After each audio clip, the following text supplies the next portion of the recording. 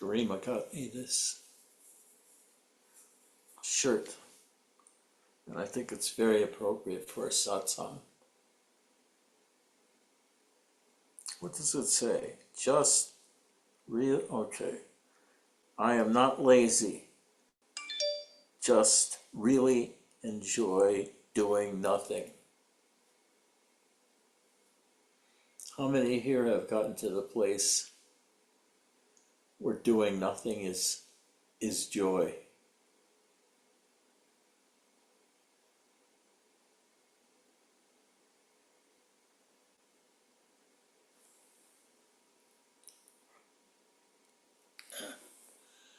You know, I had no idea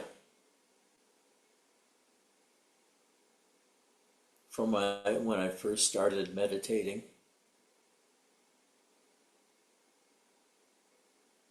Before I would reach the essence of meditation,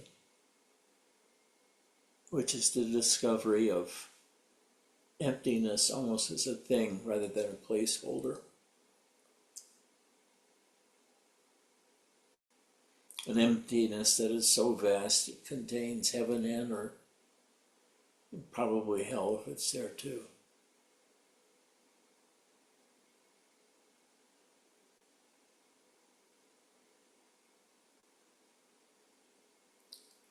All of it I grew up with.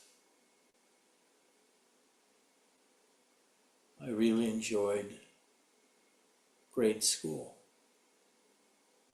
and I shined there.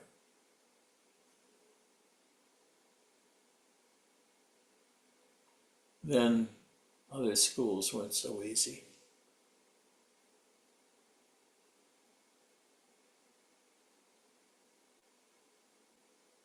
But I'm done with schools now.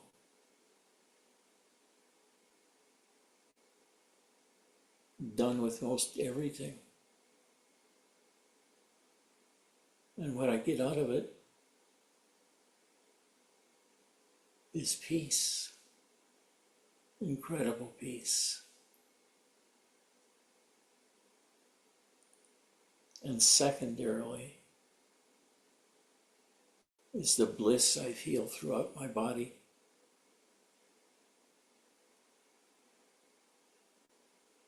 Sometimes, now, it used to be more before, I could be out doing almost anything. And I would be encouraged to do deep meditation. I would just feel the energies withdrawing from my attention in the external world to going inwards on myself. 90% of the work that people do in spirituality, especially the part about knowing oneself, is just a matter of persistence. Because until you got it down right, or you think you've had an awakening experience, and you've had it authorized by a true teacher,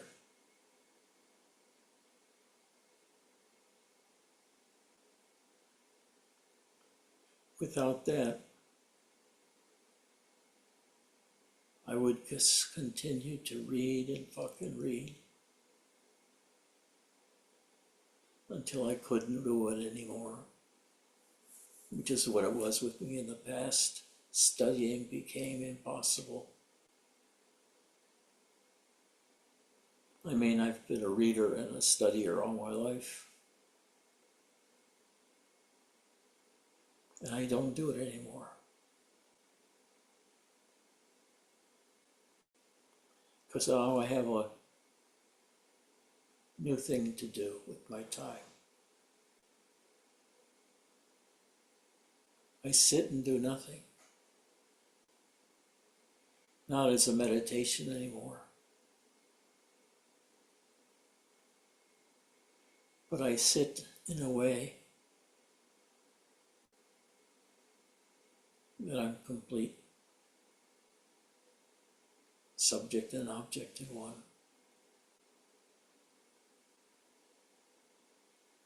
Nowhere to go, nothing to do. I'm silent. I'm empty.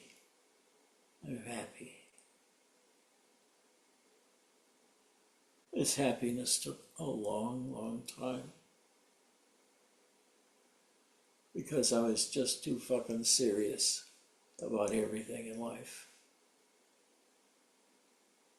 So I took 2 or 3 times as much time as everybody else did in order to get anything done, and then I did even more beyond what most people are capable of. Driven by the need to find God, find enlightenment.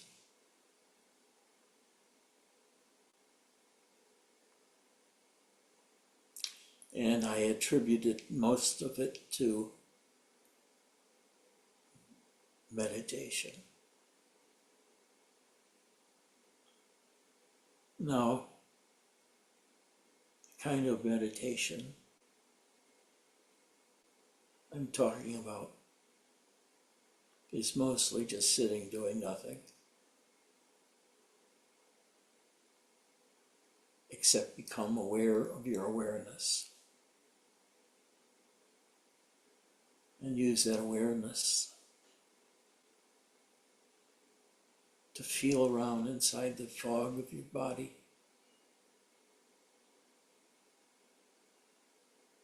Feel your mind, because the mind has a presence of its own.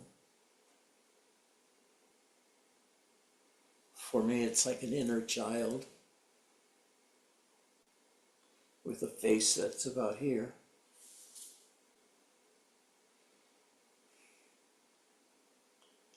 And the child is no longer innocent.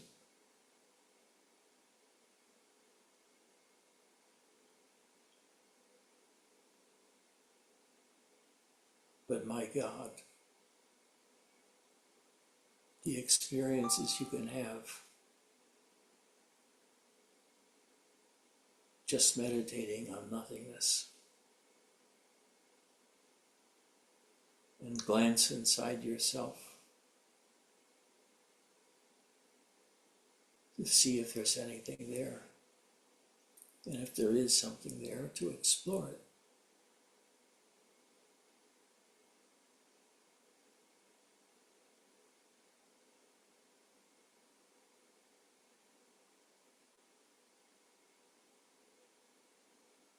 Good meditation is very hard.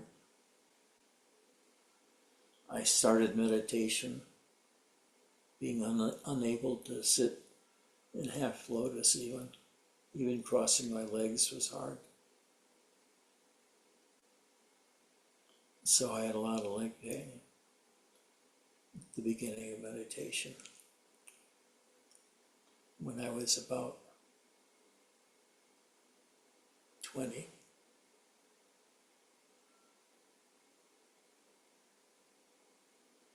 I had been involved in self-realization fellowship before then,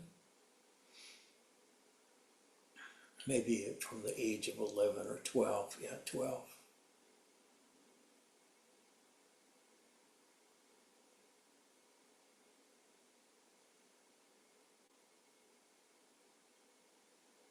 And you know, I kept going without having any idea what I'm looking for.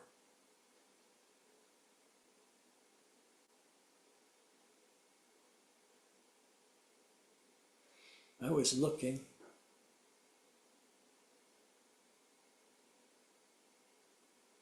without knowing what I'm supposed to be looking for.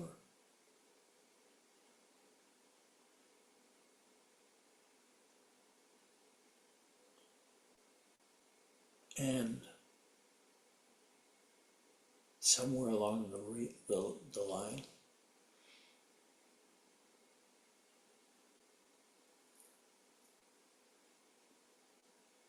I'd have experiences of nothingness.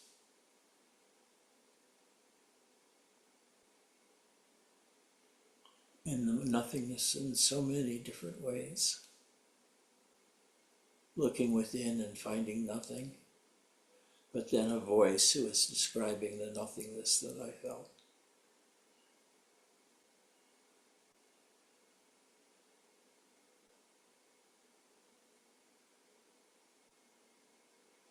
I made the whole business of self-realization a horrible experience because of all the effort I had to put into it.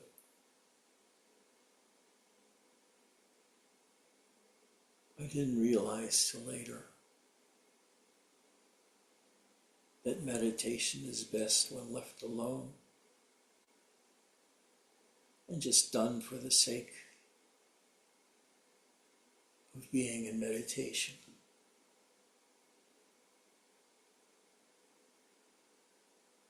When I'm in meditation like this, and I'm not that deep into it because you guys are there, and I feel obligated to inform you, teach you.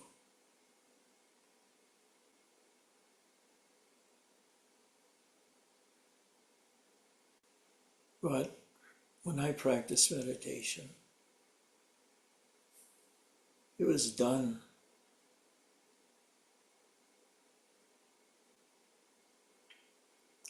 like an expedition attacking a mountain.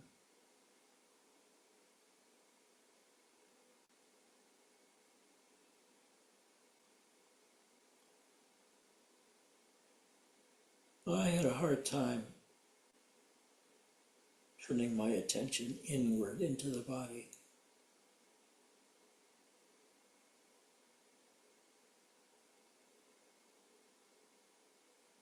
I wondered sometimes whether it's even possible to find something.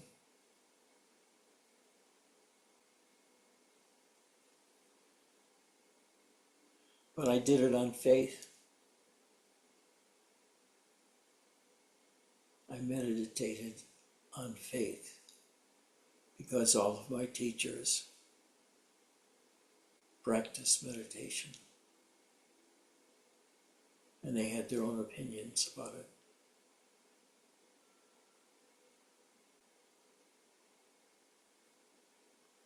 Meditation robs the world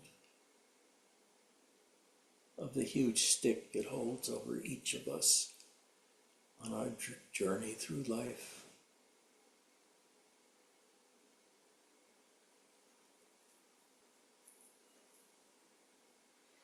But if instead you borrowed the guise of being an explorer,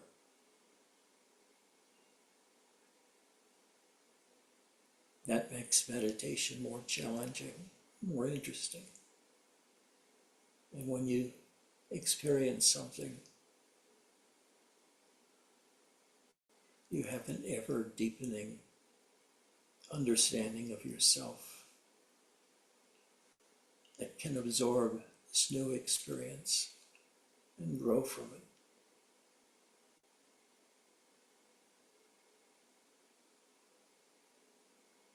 I pursued meditation ferociously.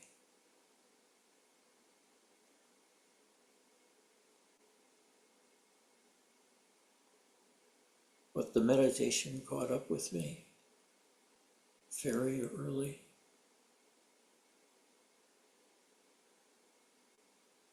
And it led me to not be able to work anymore because my work was not important to me. Even the amounts of money it was given to me.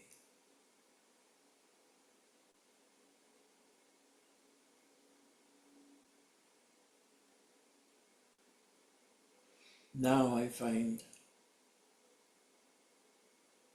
sitting by myself in emptiness, also aware of my own emptiness, aware of the mind's contribution to my present experience, as well as my body's experience of itself in relationship to the world.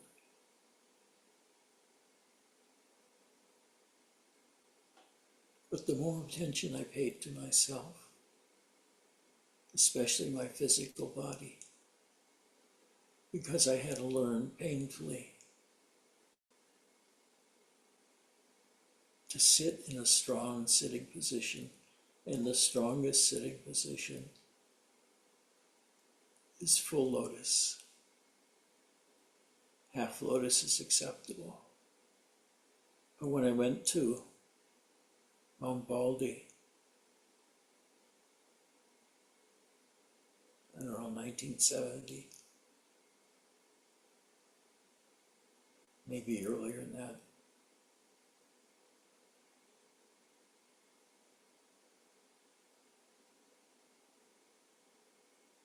I just lost my thought with a train of thought.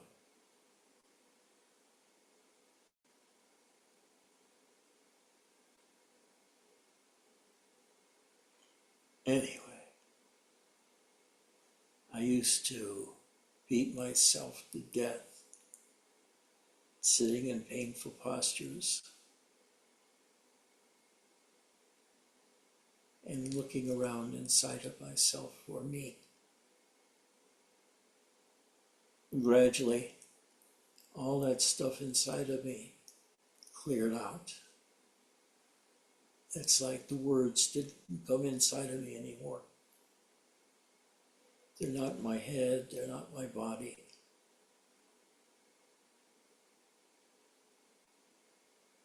There was no communication with any elements within the emptiness. There was only emptiness. And the feeling of my body when my eyes were closed.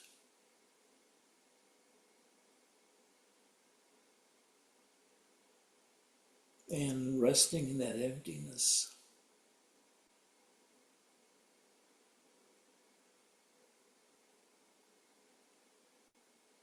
proved to be an extraordinary experience.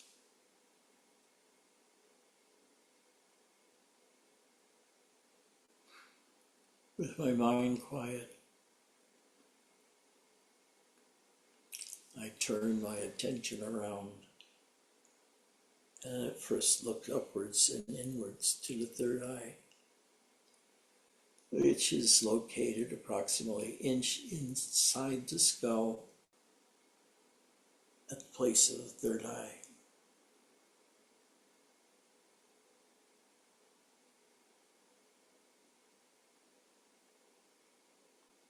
My first meditations were hard because my body was in a lot of pain, especially my legs.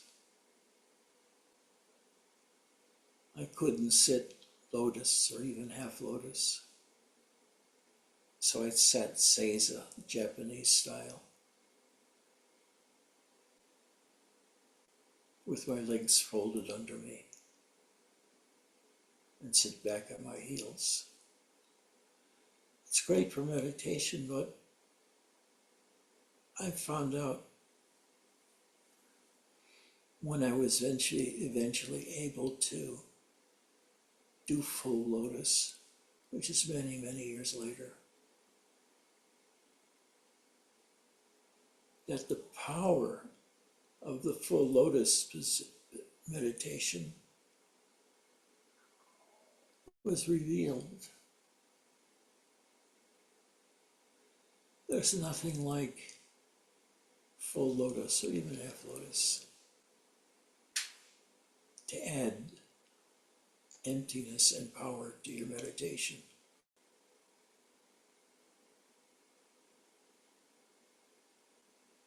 And why do you meditate? What's the reason for it? Well, all day long, I fool around in jobs. Used to work at Case Western Reserve University in Cleveland, then out here.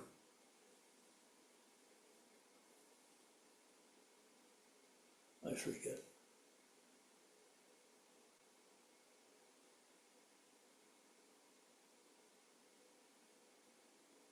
But I was fortunate when I came here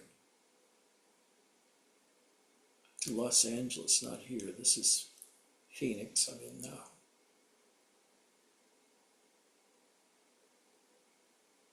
Because when I came to Los Angeles back then, we were swimming in gurus, Zen gurus, non-Zen gurus, I don't know, all kinds of them, all kinds of meditations. But one of the seminal books that I read much earlier was The Three Pillars of Zen by Philip Keplo. I loved that book. It was filled with so many personal experiences as well as experiences of his students.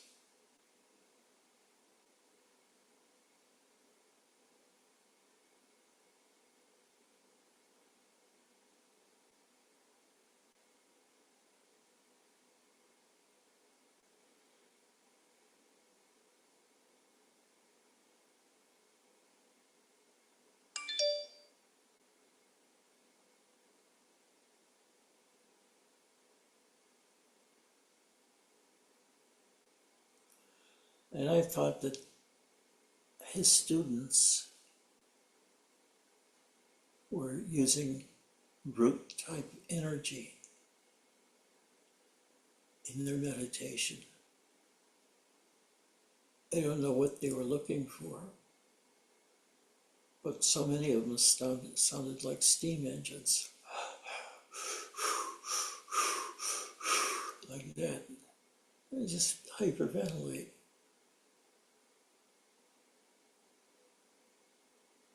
Later, when I came to Los Angeles and was with gurus of many different Buddhist and Hindu traditions,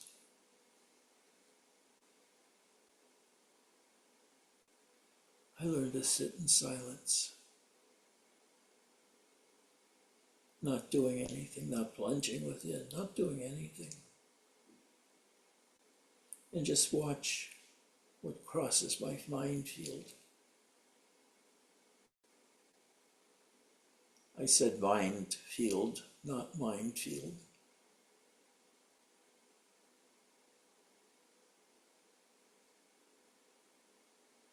But my God, what was revealed to me in terms of happiness, flexibility,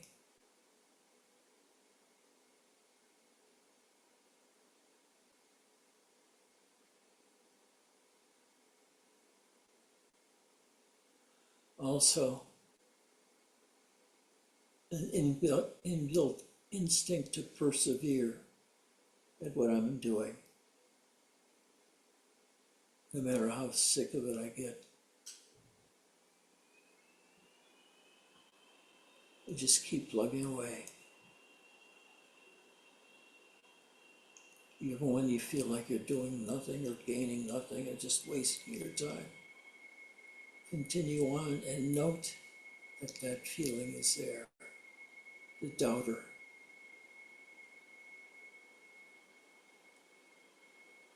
Mostly, though, meditation is absolute subjectivity. In a sense, you eat the world. You realize that you create the world just by your very existence. So it's not a creation of your will. It's that you're immersed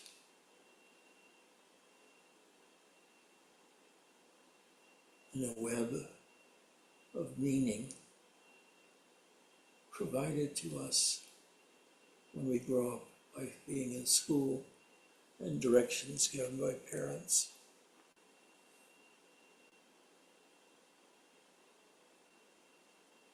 But boy, when meditation on emptiness starts catching on and you get the drift of what it's all about, wow, the experiences you have.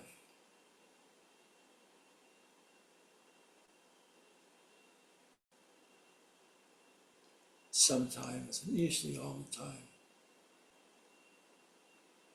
when I'd sit in meditation,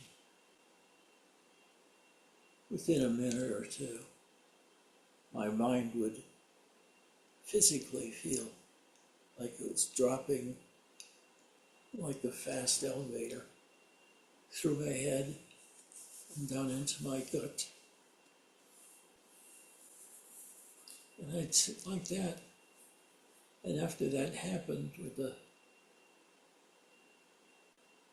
center of my attention, the center of my being, dropped from my brain into my stomach. Everything changed. The world exploded.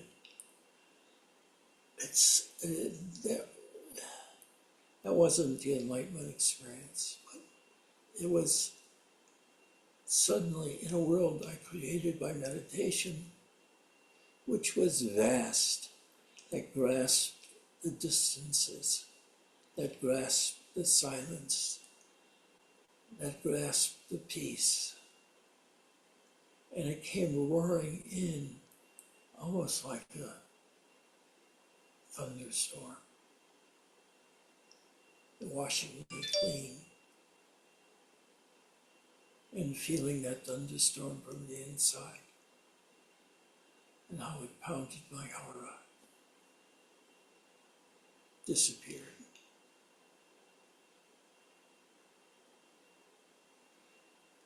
People ask me a lot, how do you learn to meditate?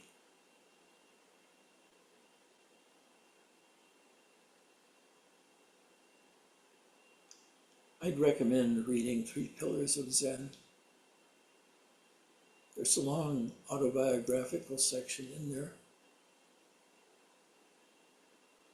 And he talks about many different students and their troubles with meditation.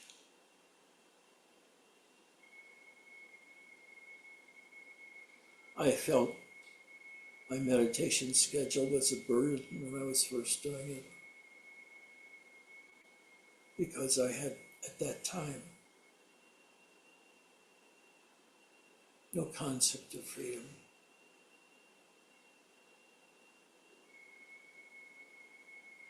But almost every time I practiced meditation, the world would fall away, leaving me alone in my emptiness. Until that was the only thing, was my emptiness.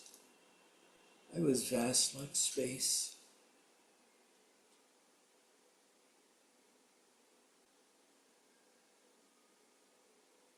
I couldn't find the edge of my awareness. I felt it throughout my body very strongly. I felt my butt merging into the meditation seat.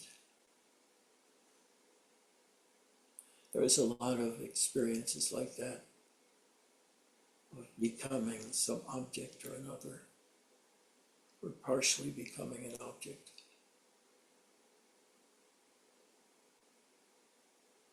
But now, meditation is so different.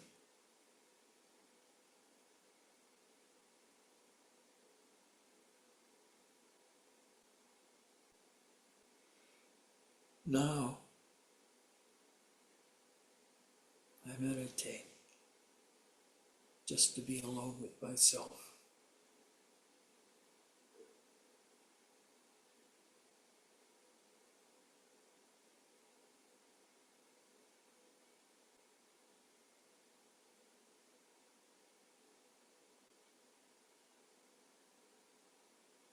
Imagine to be alone by yourself with only you and the universe existing.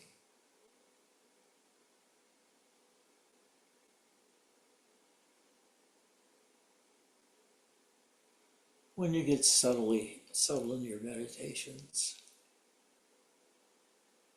you can become aware of people around you in various states of meditation themselves.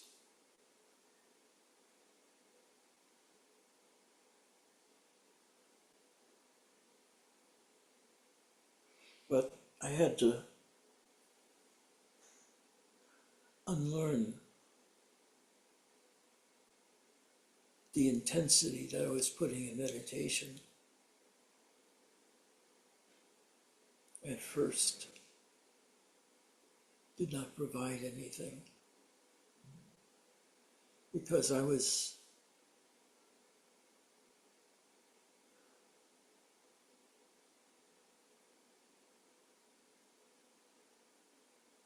like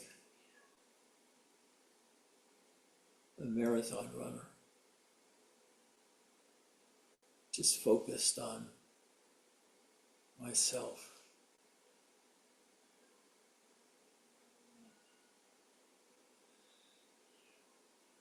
So the energies began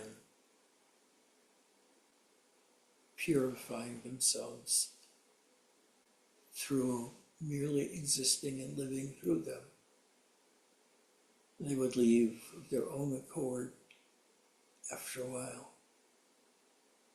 But I have processed almost every ounce of my being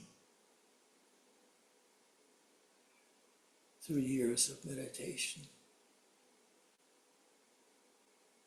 which means I got to know my body and my mind very well. Very well.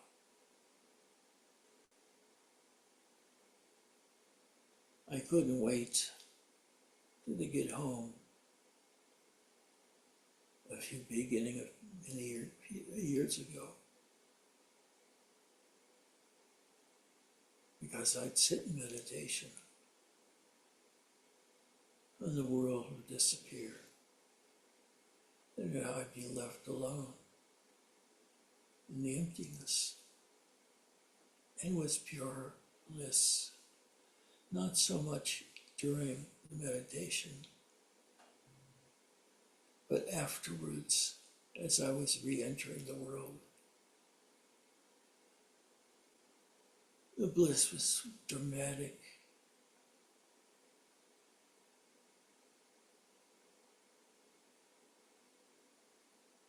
Somehow or another, I got the idea.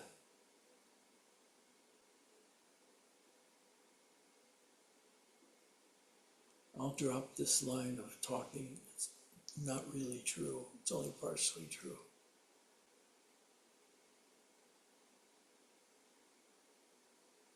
But imagine you're sitting alone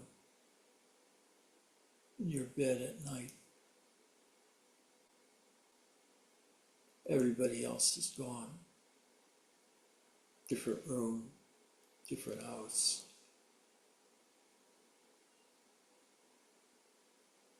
And I'm alone on the mattress, sitting.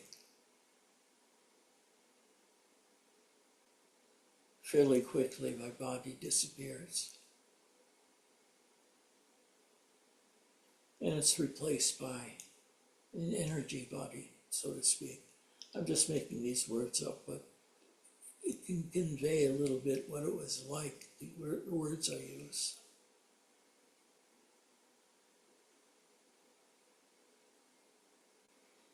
And in this emptiness, I got larger and larger and larger and larger. And at the same time, was locked into this physical body, which I could feel also.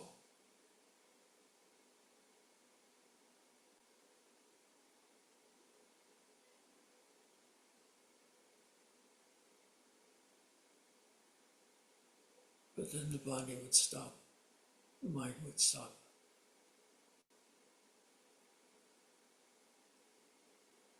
And I'd start to come out of it.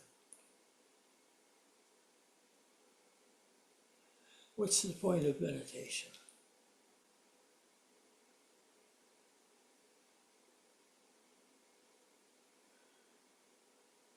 It's allow you to discover the vastness of your own self.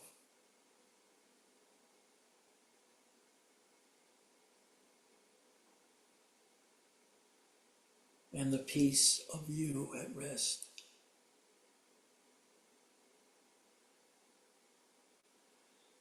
Then I found out you don't have to be at rest to feel the bliss anymore. The bliss comes whenever it wants to come. And I can just sit relaxed and do nothing and feel the wonderment of the sensations that I felt throughout my body and feeling that I had become one with everything.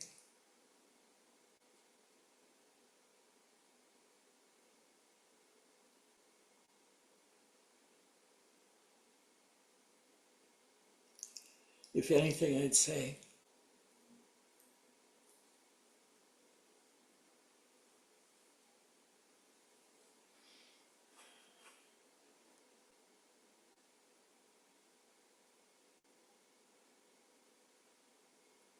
you have to do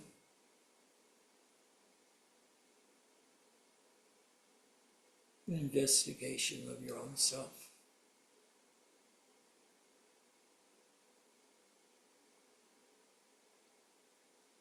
And you figure out too how or what to practice.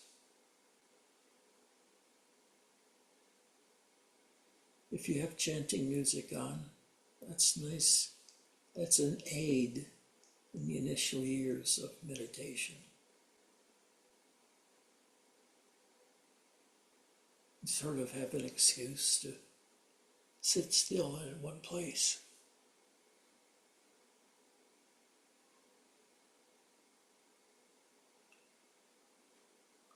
You're not even doing the meditation anymore. You're being meditated on.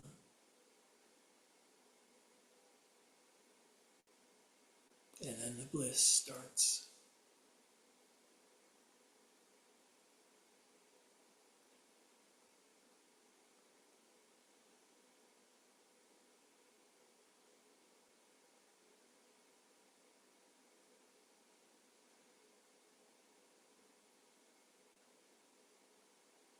And when the bliss stops, you go even deeper then. The bliss is a transitional thing, transitional state. But it's also a marker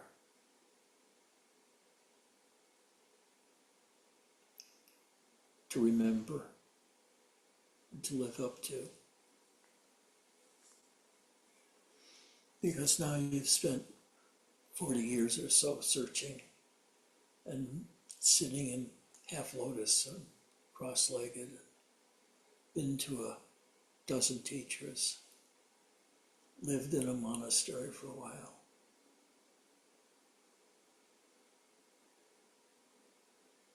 And you come out of the whole thing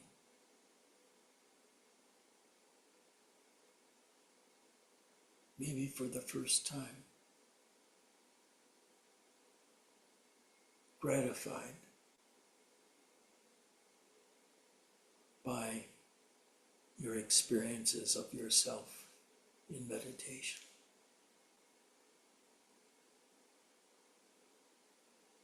You finally know who you are, but you can never put it in words. But you know it by being it and feeling it. You maybe try to describe that experiences for others. And I would do it except that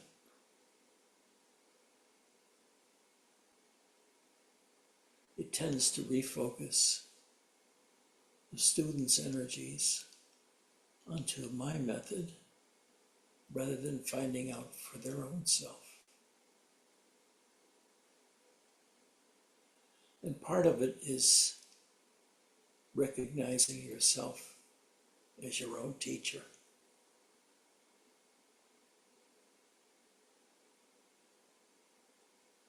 Now, I can't say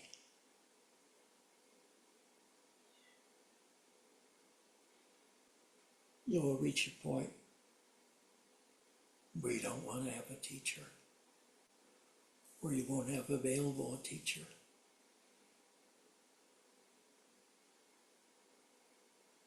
But my relationships with my teachers on a human level were pivotal to watch how a master runs his or her life.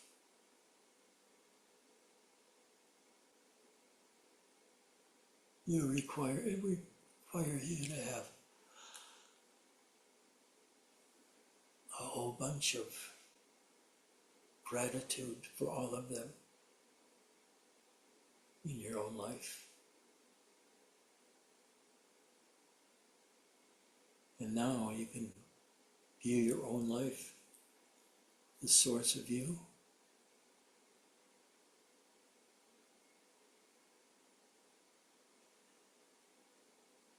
gently, without sinking into meditation again.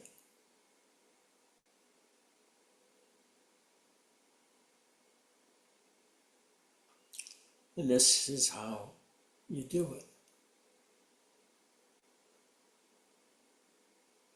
You also go to the teacher.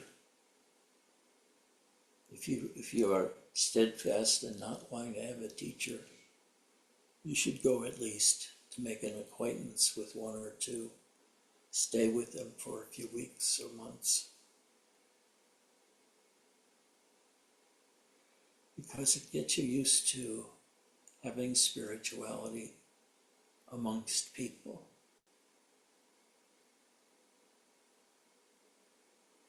Otherwise, you may think yourself is incapable of handling yourself in life anymore.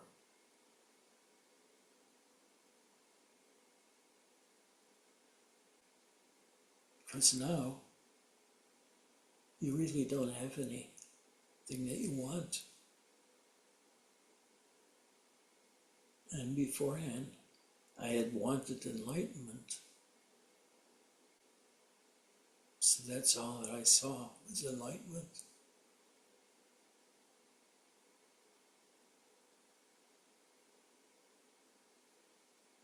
But sometimes the best meditations are just that moment in time between when you start sitting and your mind drops into your hara and you're in a vast emptiness in all directions. You can open your eyes and you still feel the emptiness even as you see the windows and the tree outside and the sky.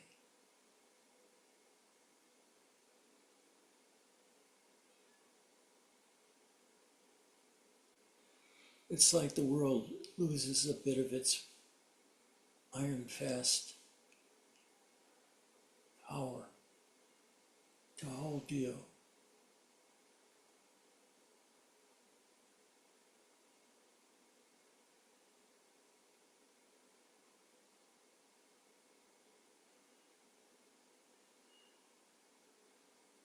You even have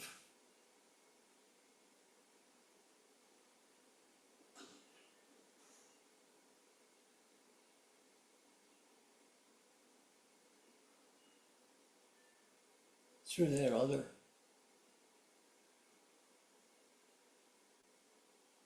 to attest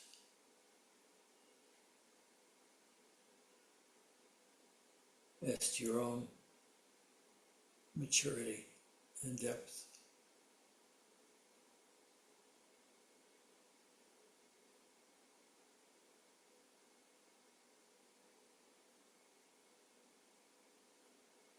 One sure sign of increasing depth is to fall asleep while you're meditating.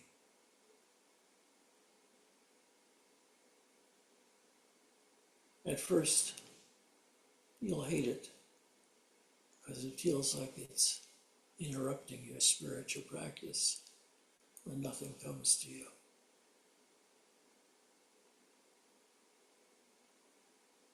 But eventually it does. Maybe not in that sitting or 2 more sittings, but maybe in 3 or 4.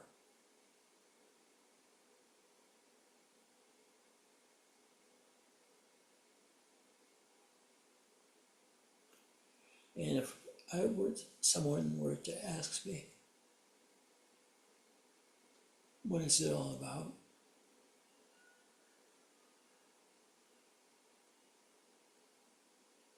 What do you walk away with that?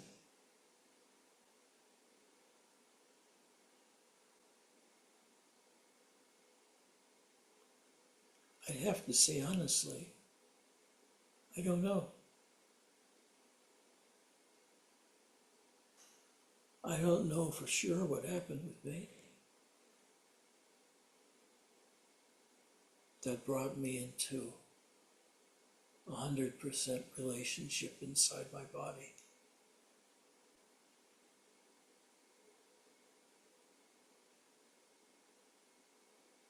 My thinking slowed. There was no longer a cacophony of pounding dreams going through my body and my mentality, sort of commanding attention to do something or do it with someone. In the sense, it's freedom. In the largest sense, it's freedom.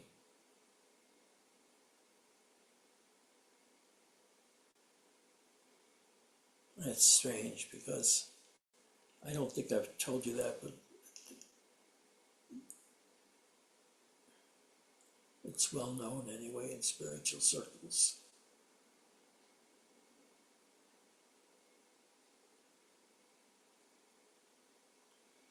The power of emptiness.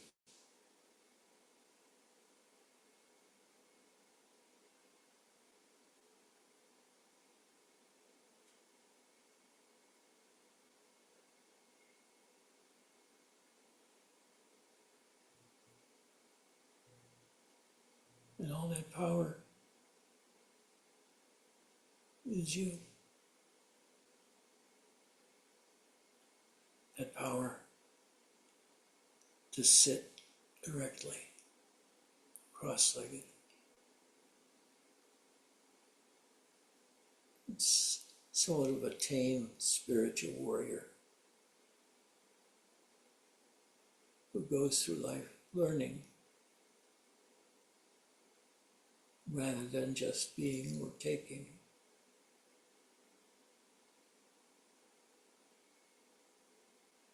I can imagine for most people,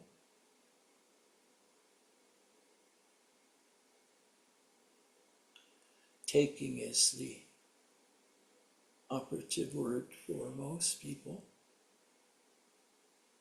until they get very old. And even then,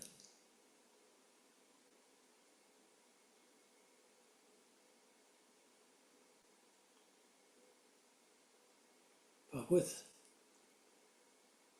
much practice in meditation, nothing can touch you if you don't want to be touched.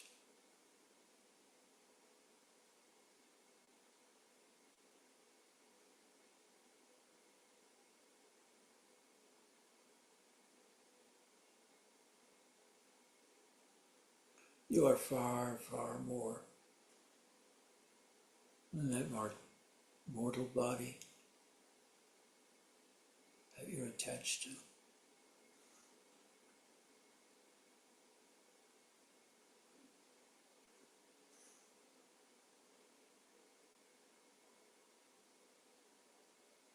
And I noticed today,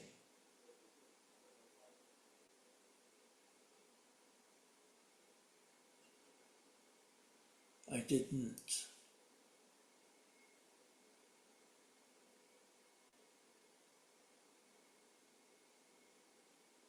really bring anything together for any of you. It was a voluntary information dump onto you, so you could do with it as you will.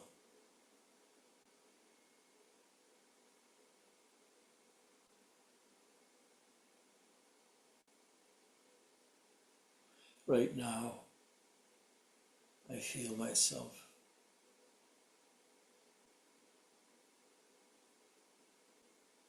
descending into my body.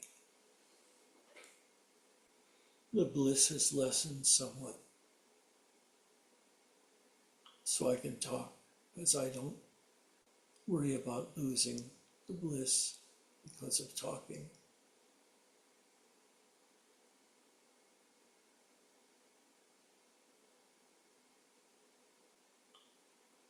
And my body is still.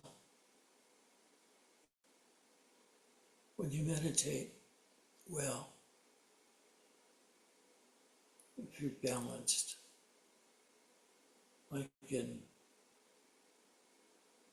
Padmasana, cross-legged, and you're doing it correctly, with a straight back,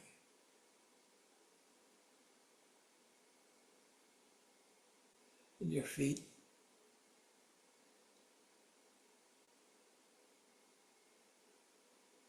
on the thigh of the other leg.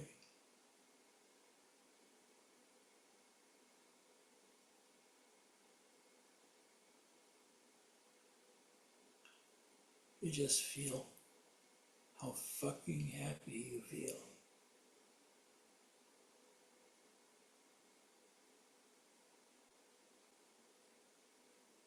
It's just amazing.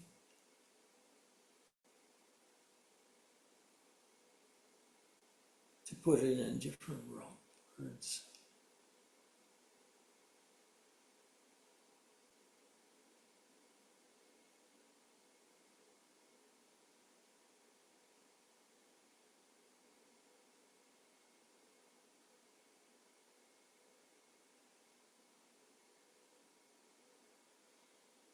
Those words came and left.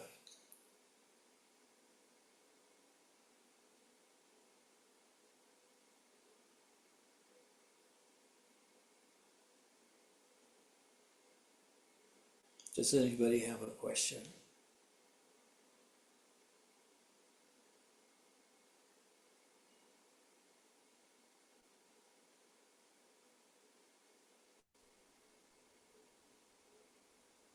Hey Ed, this is Chris.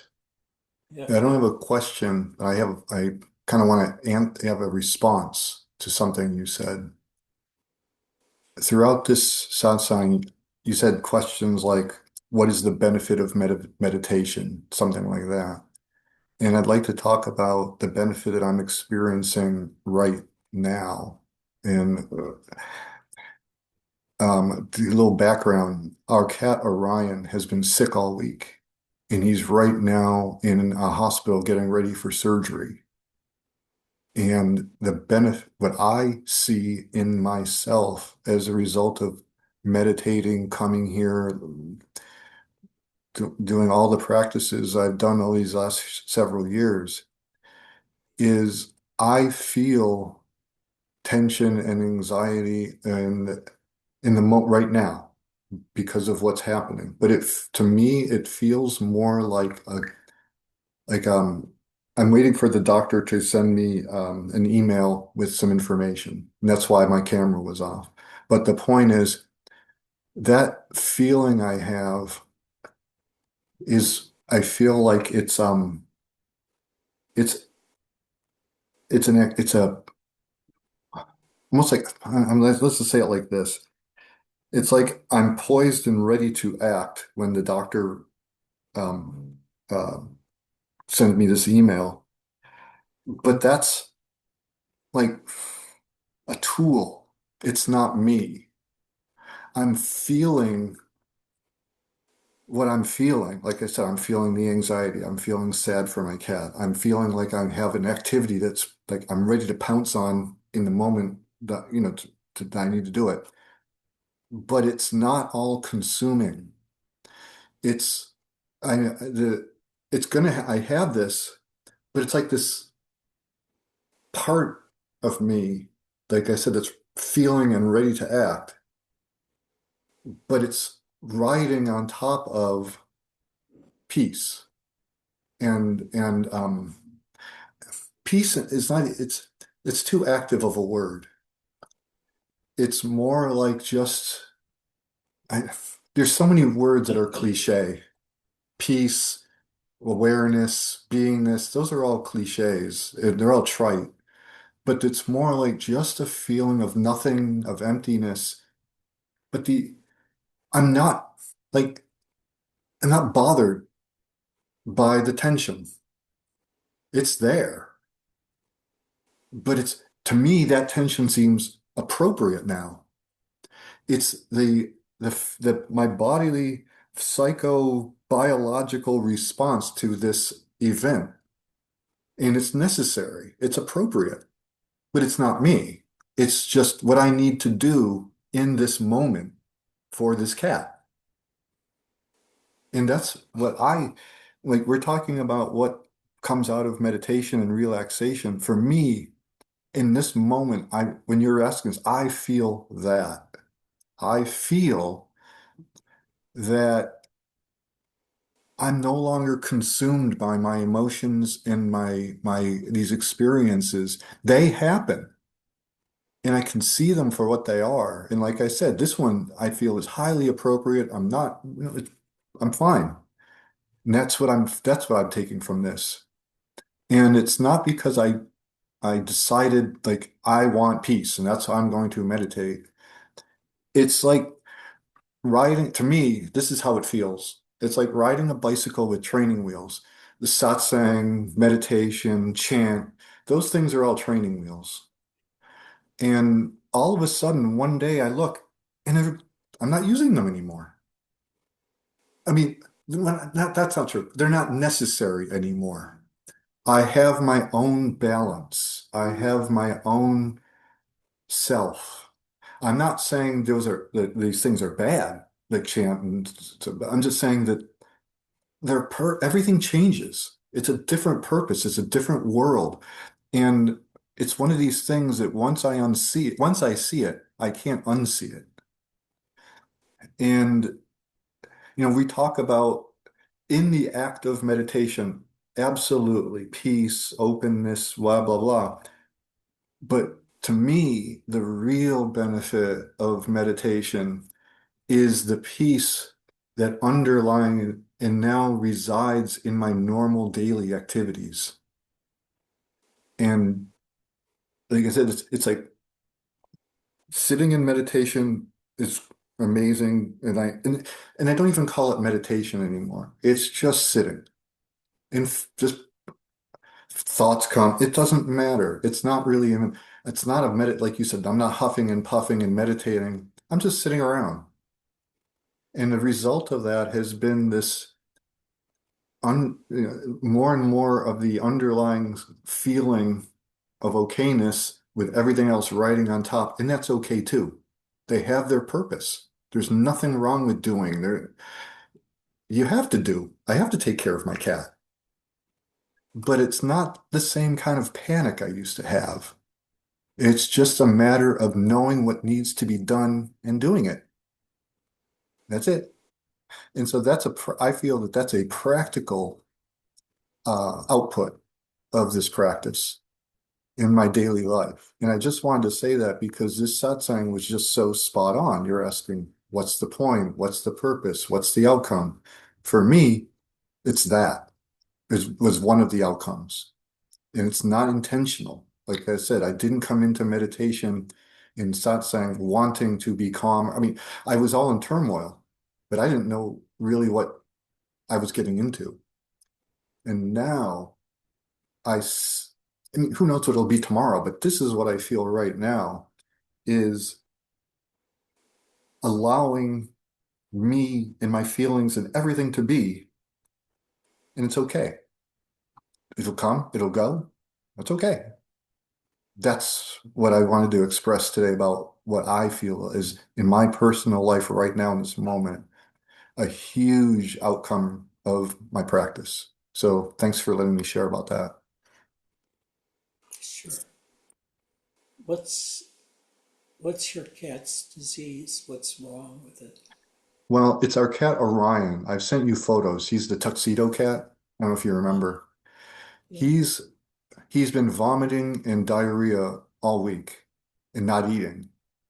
And we had ultrasounds, x-rays, and there was nothing definitive. So this vet that we went to sent us to another more specialized hospital, animal hospital. And they did, they're doing their own thing. They did their own sonograms and such. And they think he's got an obstruction in his bowels somewhere. And he's an eater. He likes to claw at fabrics like towels and furniture, and we think that maybe he's got a cloth or string obstruction. They don't really know. They can't really tell. So they want to do some surgery to go in there and see what's up because sonograms and x-rays and just aren't giving them the data they need. And that's what he's about to do. And that's what I said, I'm waiting for the an email from the vet to give him the okay to do it. But they'll be doing it any time, any minute now, very shortly. And like I said, to me, it feels like I'm here, I'm poised for action, I'm doing my job, but it's just a job that I'm doing. It's not, it's the appropriate action. And that's all it is. That's what it feels like to me now that, after these some years. Thank you. So thank you. Thank you back.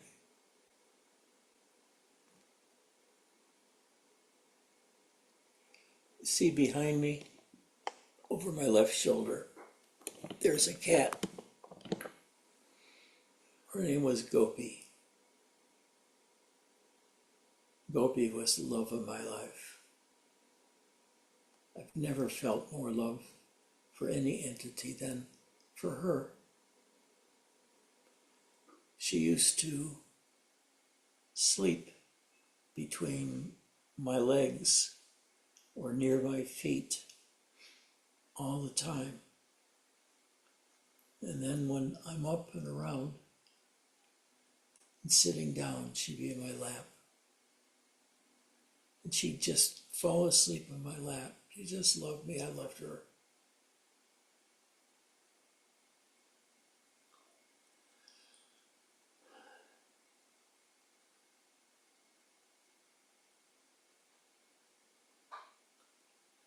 But it also allows me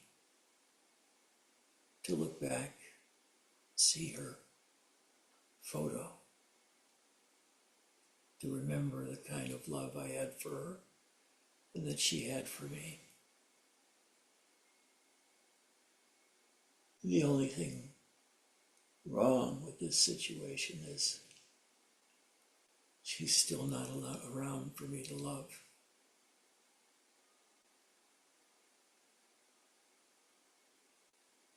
So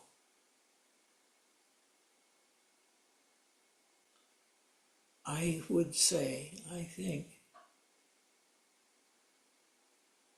she was quite pivotal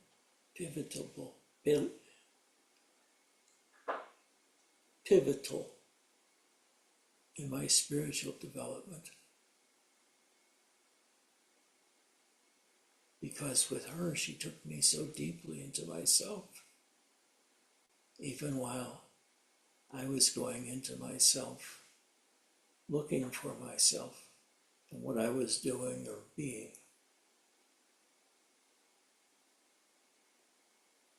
To this day, I worship that cat in my heart. We're down to 2 cats now. Woe is me, woe is me. BJ, any response?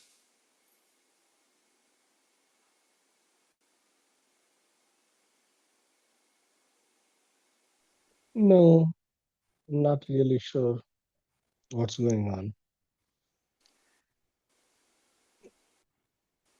Can't go anywhere. What? I can't go anywhere.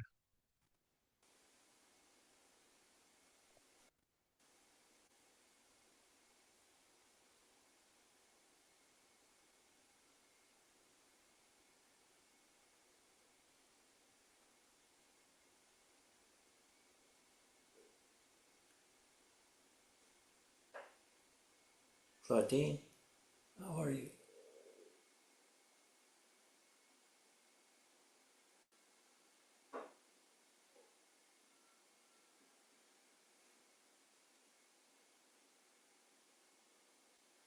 Hello. Can you hear me? Yes. Yes. I was wondering what VJ meant by he couldn't go anywhere. I didn't know whether to take it literally or philosophically. Anyway. It's spiritually. It's what? I meant that I don't know what else I could do to go deep, or at least to scratch the surface of whatever edgy or says. I'm still as I am. Something is still missing. Thank you. That's what I meant. Yeah, thanks. So much going on in the world. I didn't which world you're in, and I didn't know whether your background was real or you don't know what's real anymore. So I didn't know whether you're in with greenery or it's a green screen. So thank you.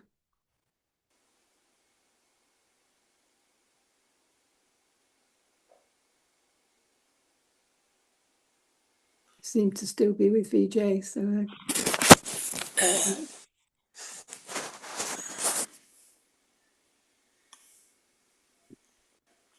can't read the print, it's too small.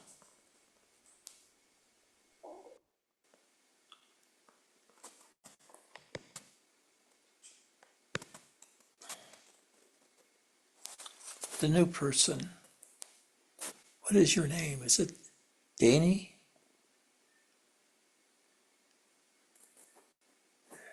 Daniel.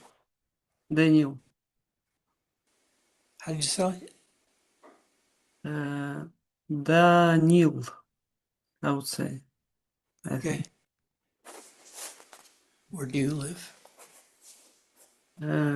Russia, Magnitogorsk, South Europe. What? Russia, Magnitogorsk city, South Europe.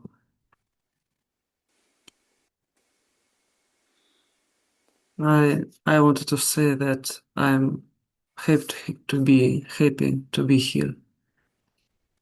What I'm hearing, it is very close to my understanding how I feel this. So thank you. Thank you. Sure. Thank you. Come again. Come again. So where are you in Russia? What city? Magnitogorsk. It is Ural, 2,000 kilometers from Moscow to the east, something like that. Okay. Come again. Feel welcome. Thank you. I wanted to say that from other persons, from other teachers, I was used to read or hear that you like observer, you not the body, not the mind, you like observer. And from you, I hear that you saying that you are the body and you should be close to your body. And this much more easy to understand. And Well, it's this how it naturally feels that I am the body, and when my attention in my body, there is no this tension when I think that I am like absorber, like I am not the body, not the mind. That's what I wanted to say. well, actually,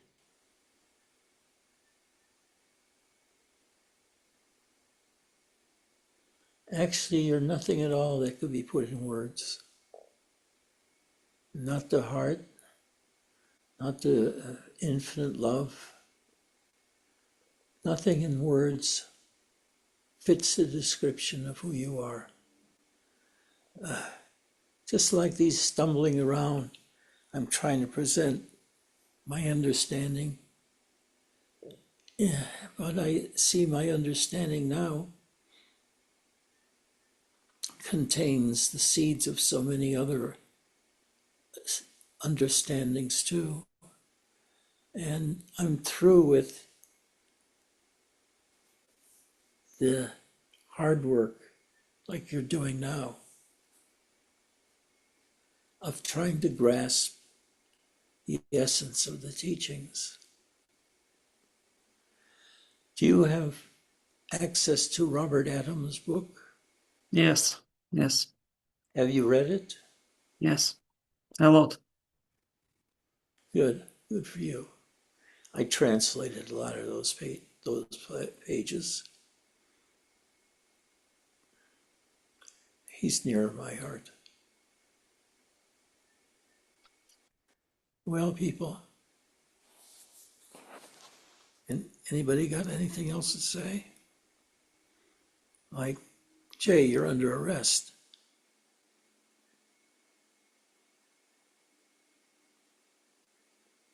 I just, you took me very deep, and I found myself almost limitless. I felt I was expanding beyond the room, Yes. almost into everything. Yes. It kept exploding. Even when I was always aware of your words, even in the deepest state. Again, my takeaway is always an absolute abiding love and grace, which because you love us and how you hold us and how you regard us, that it's a template that allows me to live in the mundane world. But I try to just put it down. I simply And today's satsang was exquisite, very powerful. There's something about the life force. It shows you things that are almost unimaginable and exquisite, powerful, exponential, on a level that I'm just crushed and crumbled, and I just simply find that I again just try to go deeper and in that grace and in that love, and from the Sangha, from you, Edgy, everything here just explodes me, and you do it every time. And I thank you again for today because it was exquisite. We have to get you here sometime. I love that. I've always said, I don't know what my destination is, but yeah, I could, I've been out west. I love it. I love you. I mean, really, I know what you've said about when you were with Robert, and the absolute, the difference having a live satsang with everyone there is, it's totally incomparable. It just, it does something, it just takes you away. So I love that, and I love that sentiment. Thank you. When I forget when it was, when Muktananda came to Los Angeles,